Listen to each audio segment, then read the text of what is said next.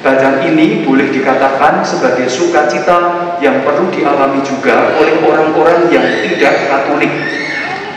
Maka orang-orang yang beragama lain kalau membaca teks ini sebetulnya menjadi sukacita bagi mereka, karena rupa-rupanya Injil yang kita miliki, yang dimiliki oleh orang beriman Kristiani, menyapa pula orang-orang beragama lain.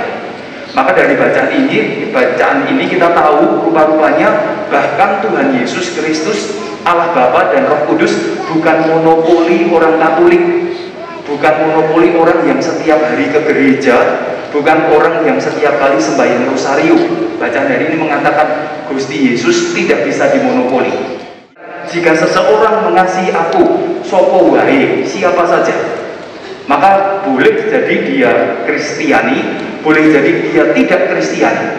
Nanti kita pasti akan tanya, bagaimana orang tidak Kristiani, bagaimana orang beragama lain bisa mencintai Yesus. Nanti kita akan menemukan jawabnya di sana.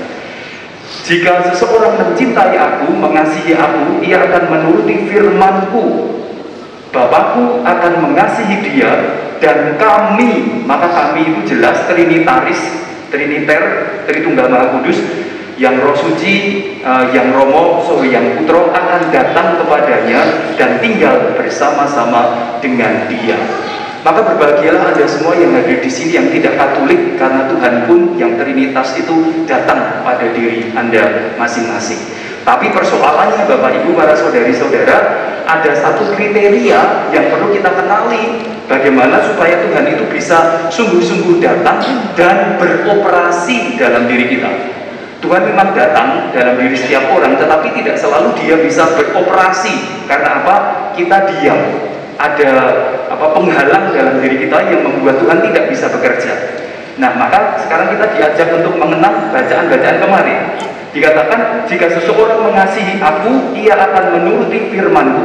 Nah, kalau kita ingat perjamuan malam terakhir dan minggu yang lalu, firman dalam, sabdo dalam yang dikatakan ini cuma satu.